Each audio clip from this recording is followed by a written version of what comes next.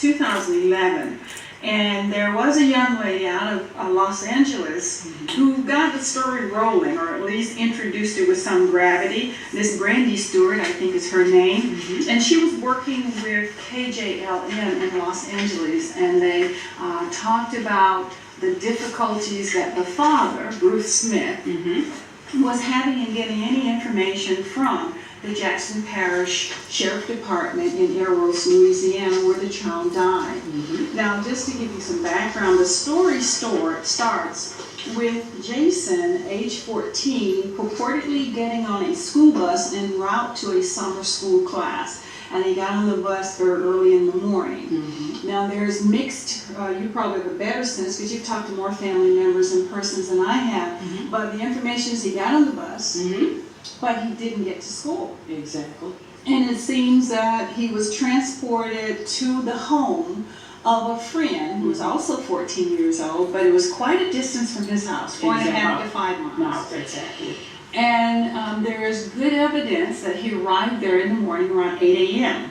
Now, I'm not clear on it. Maybe you remember better. There were some phone calls that the young man made either to a sister or a friend of his brother. Family. And they could confirm that he was, in fact, at this location of his friend's house early in the morning. Exactly.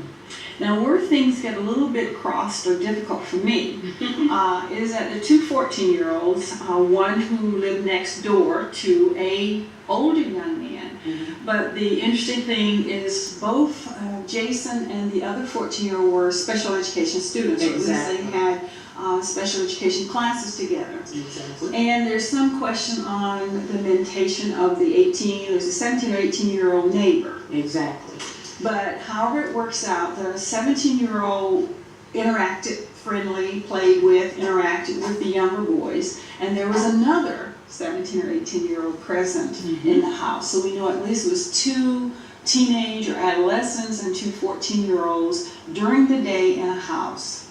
It also appears there was an older relative, Exactly. who was a grandfather image, that was also in this mix. So from 8 a.m. in the morning until what appears to be mid-afternoon, these young men interacted. Exactly. Something happened around 2 in the afternoon that involved Jason Smith ending up dead.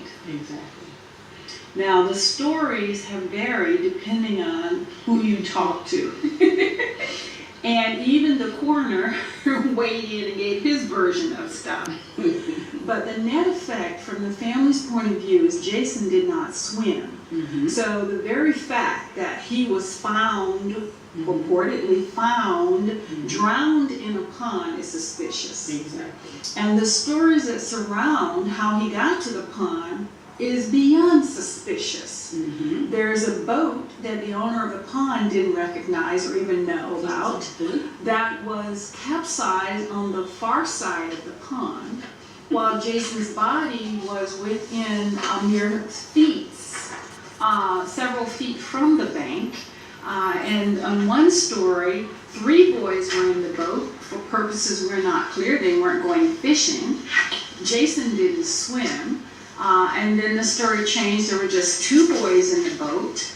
And then there's even been stories that there was a fight or disagreement among the boys, and that the 2 older boys had ganged up and possibly beaten Jason, and that he was put into the pond after the fact.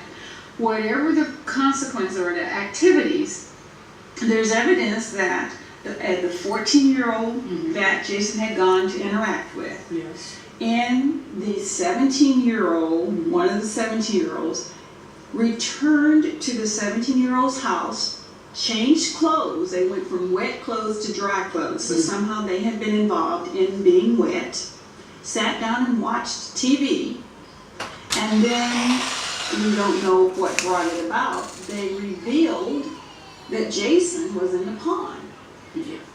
And at this point, a neighbor phoned 911 and reported that a boy has come to my house and asked me to make a phone call because the little boy has drowned. And then it gets even more difficult to follow. We have a copy of the 911 call, so we know what was said. Yeah. The sheriff department apparently responded, Yes. but it's Wildlife and Fishery Mm-hmm. who did the interviews and who wrote the report. And it's certainly not clear how Wildlife and Fisheries were called, but Exactly. a special agent interviewed the 17-year-old at 8:45 the evening of Jason body being found. He was deceased. And then there was an interview conducted at 11 p.m. of the 14-year-old that Jason purportedly had gone to play with. Mm-hmm. And then it all resulted in a number of people coming down to the city hall, getting the Miranda rights read to them, and interviews were conducted. Now this suggests, of course, that someone thought they were suspicious and foul play. And if you read the wildlife write-up, they certainly felt like, first of all, they didn't know why they were called, because they could not identify that it was a boating incident. Exactly. There was no verification that they were on the water when anything happened. And because when the law enforcement arrived, the 17-year-old and his parent, I don't know if it was a grandfather or father, were in the pond retrieving the body.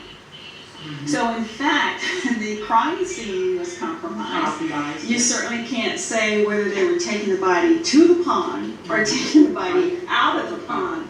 All they can say is these two people were in the water at the time law enforcement came, and that would say the scene was not secured. Exactly. The water